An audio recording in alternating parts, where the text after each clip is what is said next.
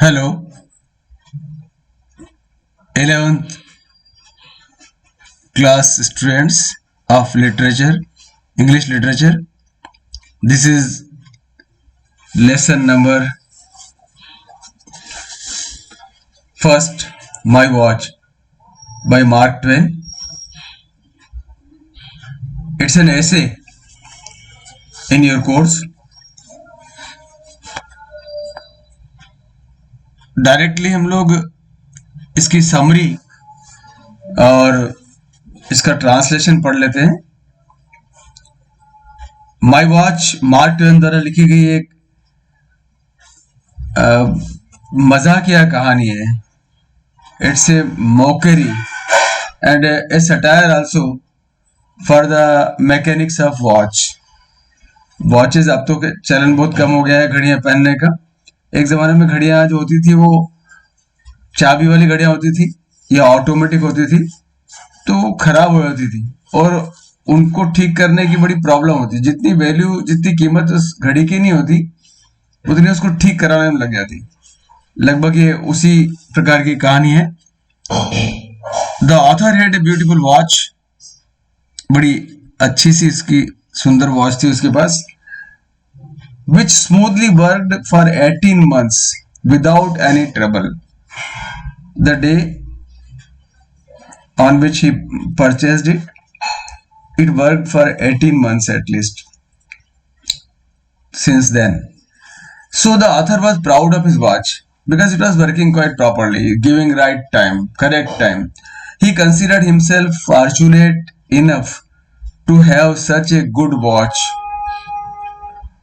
उसको लगा कि मैं बड़ा भाग्यशाली हूं कि मेरे पास एक बहुत अच्छी घड़ी है। लेकिन after 18 months it started troubling. 18 महीने के बाद धीरे धीरे वो ट्रबल पैदा करने लगी।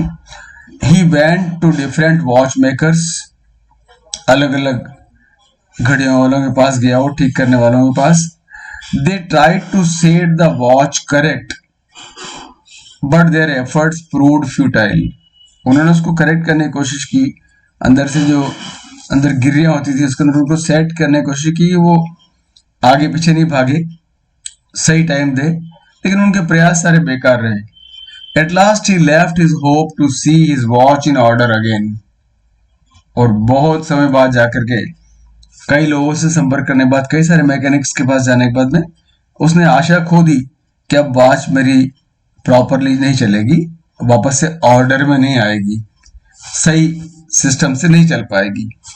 और खास बात यह है कि the cost of watch was only $200। Watch की कीमत $200 थी, but he spent $2,000 or $3,000 for repairs. उसको रिपेयर करने में उसने साल 2 साल में $3,000 तक खर्च कर दिए। What an irony it was।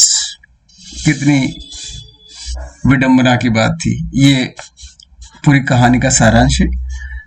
लगभग इसके अंदर उसी घड़ी के बारे में लिखा हुआ है कि वो कैसे चली, समय कभी आगे बताती, कभी पीछे बताती, कभी बंद हो जाती, कभी अपने आप चलने लग जाती, कभी तेज चलती।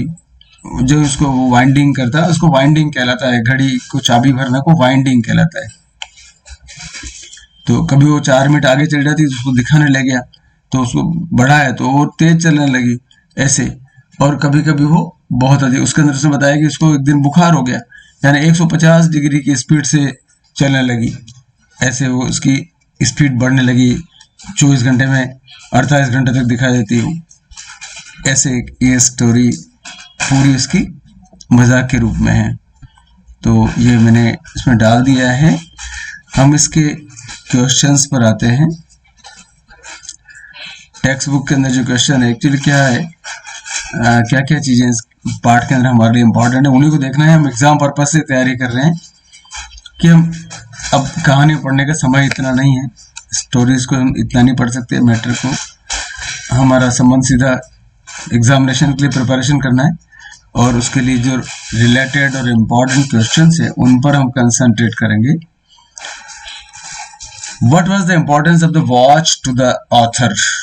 क्या चीज उस वॉच में उसके लिए इम्पोर्टेंट थी? क्या विशेषता थी उसके लिए उस वॉच में? The author was deeply attached to the watch. Author उस घड़ी से बहुत अटैच्ड था। क्या इंपॉर्टेंस थी? तो बताया यार कि the author was deeply attached to the watch, उससे उसका बहुत लगाव हो गया था, क्योंकि it was not a machine for him, उसके लिए वो घड़ी मशीन नहीं लगती थी, but as a faithful friend, वो उसकी मित्र की तरह थी।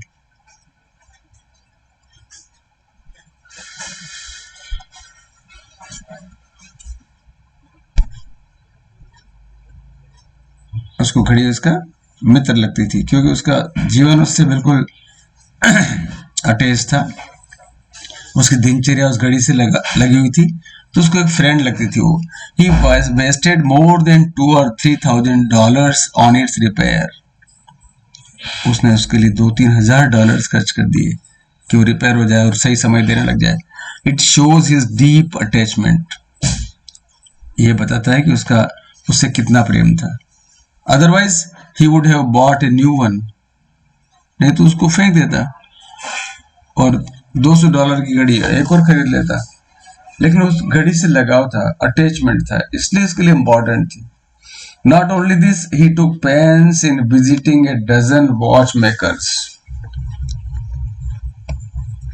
वह दर्जनों वॉच मेकर्स के पास चक्कर लगाया उसने, टाइम वेस्ट किया उसने। He had describe it very humorously, उसने इन सारी बातों को बड़ा मजाकिया अंदाज में उसको बताया है। He loved the watch very much, बहुत प्यार करता था घड़ी। Okay, this is question first. Next question और देखते हैं, क्या क्या प्रयास किया उसने घड़ी ठीक कराने के लिए। What were the attempts made by the author to his watch to get his watch repaired? The author visited a number of watchmakers and spent about $2,000 or $3,000। कितने ही लोगों के पास गया रिपेयर कराने के लिए और $2-3 हजार खर्च कर दिए। He wanted to get it repaired at any cost, वो उसको हर कीमत पर ठीक कराना चाहता था, किसी भी कीमत पर ठीक कराना चाहता था। Because he had deep attachment for his watch, उसका अपनी घड़ी के साथ बहुत लगाव था। दो he was feeling heavy burden on his pocket, उसकी जेब पर बहुत बड़ा वजन बढ़ता जा रहा था, खर्च होता जा रहा था। लेकिन he went to another watch maker every time, हर बार वो अलग अलग घड़ी साज के पास जाता है।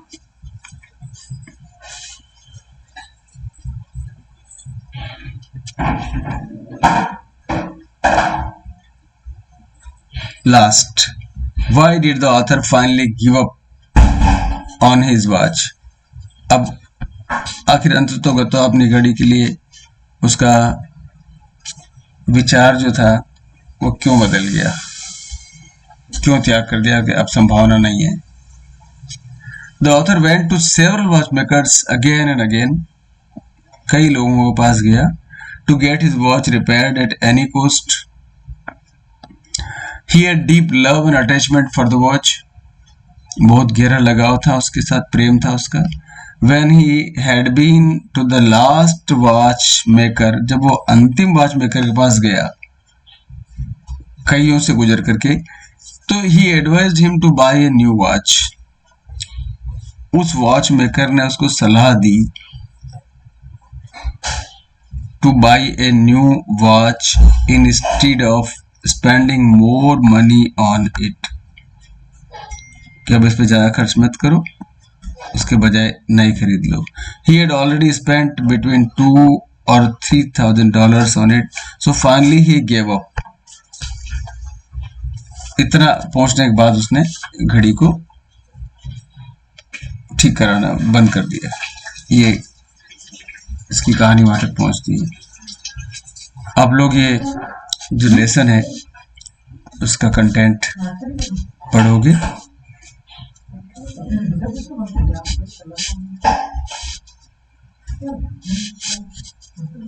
एक इसमें बड़ा मजाकी सा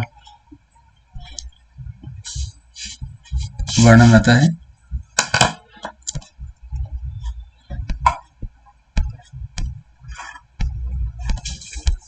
कि वो घड़ी किस किस तरह के एक्टिंग करती थी। ये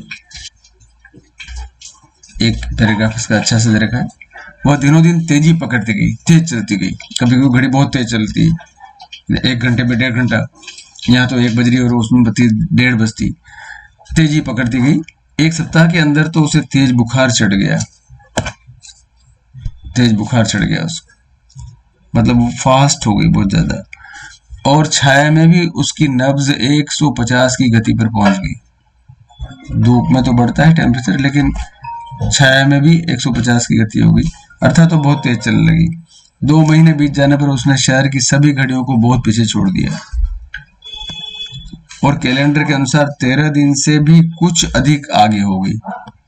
दिसंबर 31 दिसंबर हो गया, तो उसके अंदर चल रहा है 13 जनवरी, इतना आगे चलने लगी। वह नवंबर में हिमपात का आनंद लेने लगी, जबकि अभी अक्टूबर के महीने में पेड़ों में पत्तियां पलट रही थी। इंग्लैंड में अक्टूबर में पेड़ों की पत्तियां बदलती है, बसंत ऋतु होती है, लेकिन वहां नवंबर में स्नोफॉल होने लगा। मतलब वो नवंबर में चल रही है, महीना अक्टूबर का, घड़ी नवंबर में, इतना आगे चल रही। उसने घर का किराया, अन्य भुगतान और ऐसी चीजों की देनदारी में ऐसी विनाशकारी शीघ्रता करा दी कि मैं उसे सह नहीं सका। उसने घर का किराया, अन्य भुगतान और ऐसी चीजों की देनदारी देनी है मुझे अगले महीने 10 तारीख को, लेकिन 10 तारीख उसमें आज ही होगी, 10 दिन पहले ही होगी, तो मुझे उसके कारण इतना सारा काम करना पड़ा। एडवांस मकान किराया भी देना पड़ गया, भुगतान भी करने पड़ गए और देनदारी भी करनी पड़ गई। ऐसी चीजें मुझे करनी पड़ी घड़ी के कारण, क्योंकि घड़ी बहुत आगे चल रही थी। तो एक प्रकार का हास्यास्पद वो चीज इसके पीछे है, हास्यास्पद वर्णन है उसका। उसके बाद में एक और है,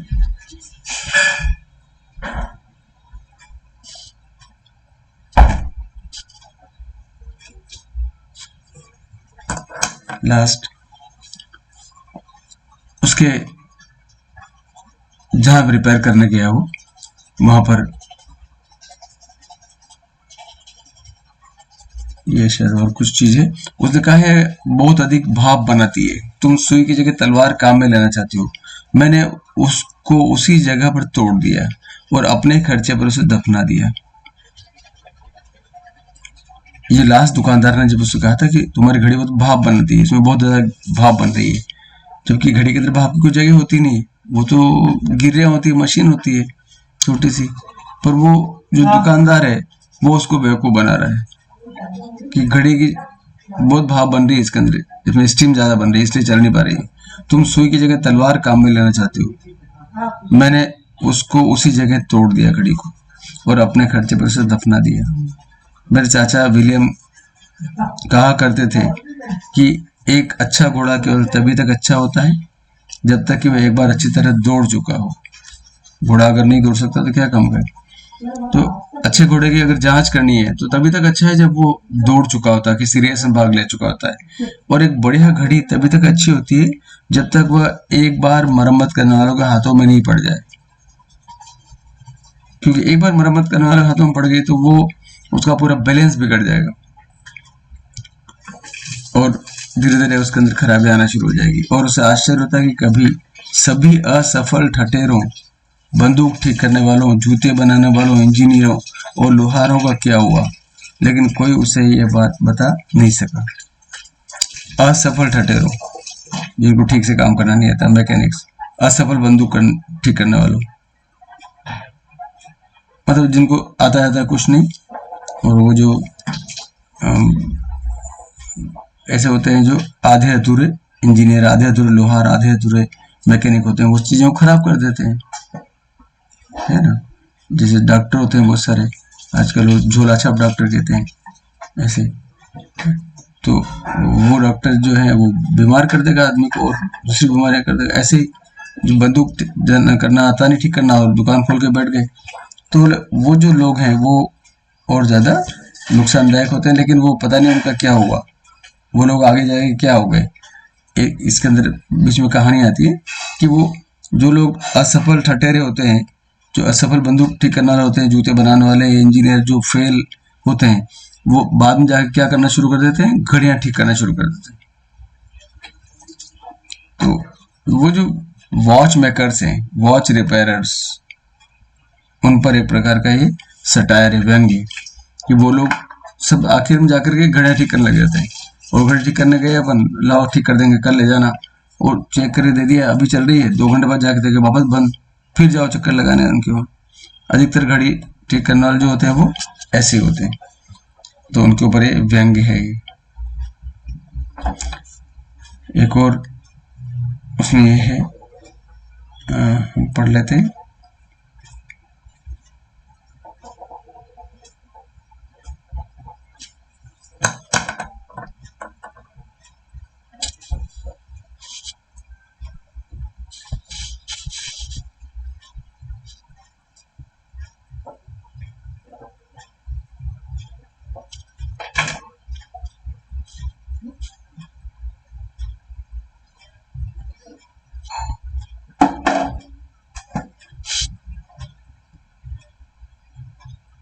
एक घड़ी साज के पास हो गया, वो एक्चुअली मैकेनिक था, इंजीनियर था, फेल इंजीनियर।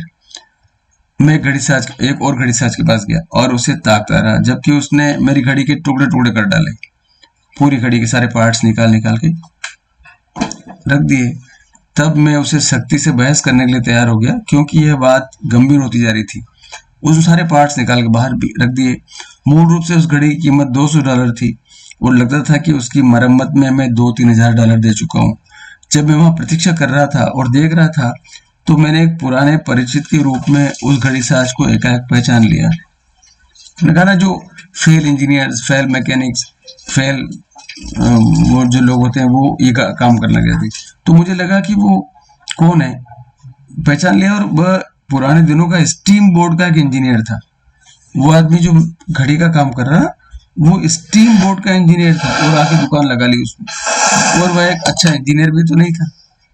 मैंने कहा ना, जितने फेल हैं उन सब के बारे में उसने हर एक पुर्जे को ध्यान से परखा, जांचा, ठीक वैसे ही जैसे कि दूसरे घड़ी साजों ने किया। फिर उसी तरह विश्वास के साथ अपना फैसला दे दिया। उसने कहा कि इसमें स्टीम बोर्ड बन रही है, क्योंकि वो स्टीम बोर्ड का इंजीनियर था। तो उसने फैसला दिया कि तुम्हारी घड़ी में भाप बोध बन रही है। ये उससे रिलेटेड पैराग्राफ है। वो ऐसे मैकेनिक के पास चला गया जो पहले स्टीम बोर्ड का इंजीनियर था। तो ऐसे करके ये पूरी घड़ी जो है उसको परेशान करती है। एक और पैराग्राफ है, जब बिगड़ती थी तो एक पुरानी बंदूक की भांति पीछे को झटका मारती। घड़ी चलते थे, बिगड़ी तो झटका मारती। कुछ दिनों तक तो मैंने अपनी छाती पर गद्दी लगाई, अर्थात परेशानी को सहने का मन बना लिया। वो जोर से टकरा, जैसे लगता है बंदूक चली तो उसका झटका लगता है, तो उसने छाती पर गद्दी लगाई ताकि टकराए नहीं वो। और अंत में उस घड़ी को एक अन्य घड़ी साज के पास ले गया। उसने उसके पुर्जे अलग अलग कर दिए और उस टूटी फूटी वस्तु को अपने लेंस के नीचे बार बार उल्टा सीधा कर डाला। घड़ी ठीक करने वाले अपने आंखों में एक लेंस लगाते हैं, उस लेंस से देखते हैं, क्योंकि बहुत बारीक पुर्जे होते हैं उसके। तो बार बार उसको सीधा करके देख रहा है कि ये सीधा है कि उल्टा है। फिर उसने कहा कि लगता है कि नए सिरे से शुरुआत करनी होगी। उसको लगा कि फिर से ठीक करना शुरू करना पड़ेगा। अब वह ठीक ठीक तो चली, किंतु एक दोष फिर से रह गया कि हमेशा 10 बजने में 10 मिनट पर उसके दोनों सुइयां कैंची की भांति आपस में फंस कर रही थी, और उस समय के बाद वे साथ साथ चल जाती। जो 10 बज के 10 मिनट होते और दोनों कांटे एक दूसरे के पास ऊपर आते, और वो जो ऊपर वाला कांटा है बड़ा वाला, उस छोटे को भी साथ लेकर के चलने लग जाता। वो चिपक जाता वहां आकर के, क्योंकि उस कांटे का बैलेंस उसका बिगड़ गया था। तो एक दूसरे टच करता तो वो उसके साथ चलता, और उस समय के बाद से वे साथ साथ चल जाती थी, दोनों कांटे एक साथ चलते। ये भी एक प्रकार का मजाक है। फिर क्या पता लगा कितनी बजी है। तो इस प्रकार से कुछ ये घटनाएं होती जो उस घड़ी में जो वो है घड़ी का मालिक, उसको परेशान करती है। फिर है इस दुनिया का सबसे बूढ़ा आदमी ऐसी घड़ी के द्वारा दिन में भी समय का पता नहीं लगा सकता, और इसलिए उस वस्तु की मरम्मत कराने के लिए मैं फिर से गया। फिर खराब हो गई बीच में, फिर गया। इस बार इस नए घड़ी साज ने बताया कि उसका कांच झुक गया है, उसका जो क्रिस्टल है वो झुक गया है, और मुख्य स्प्रिंग सीधी नहीं है। ये दो खराबियां हैं। उसने ये सब चीजें ठीक कर दी, और उसके बाद मेरी घड़ी ने कभी कभी गड़बड़ी कर देने जाने के सिवाय बहुत अच्छी तरह से काम करना शुरू किया। किंतु लगभग 8 घंटे खामोशी से काम करने के बाद, वो तो खराब होने की आदत थी उसकी और वो ठीक कर ही नहीं पाते, 8 घंटे तक ठीक चली। उसके बाद उसके भीतर की हर एक चीज एकाएक गड़बड़ हो जाती, और मधुमक्खी की भांति भिन भिन आने लग जाती है। उसके अंदर आवाज आ रही भन भन की, घड़ियां उसके अंदर की जो स्प्रिंग है वो घूम रही, चक्रियां घूम रही उसकी, और उसकी सुइयां एकाएक इतनी तेजी से घूमने लग जाती, बहुत तेज घूमती कि उनकी अलग अलग पहचान ही गायब हो जाती। पता नहीं लगता वो सेकंड का काटा है कि मिनट का है कि घंटे का है, और वे केवल मकड़ी के नाजुक जाले के समान घड़ी के चेहरे पर नजर आने लग जाती। तीनों ही दौड़ने लग जाते, सब काटे, और ऐसा लगता है मकड़ी के जाल हो गया है। 6 या 7 मिनट में ही वह अगले 24 घंटों के बराबर समय तय कर जाती, फिर एक धमाके के साथ रुक जाती। 24 घंटे एक 5-6 मिनट के अंदर ही कवर कर लेती, और फिर अचानक धप करके रुक जाती। इस प्रकार से ये एक और उसकी शिकायत थी घड़ी की। इस प्रकार से उसने घड़ी को और इसकी समस्या को देखा, फिर दूसरे के पास गया, ऐसे। ठीक है, तो इस तरह से पूरी कहानी जो है वो एक सटायर है, व्यंग है घड़ी साजों के ऊपर। इसके क्वेश्चंस और जो टेक्स्ट क्वेश्चंस के अलावा हैं उनको मैं डाल दूंगा, उनका अभ्यास करें। Okay, all the best.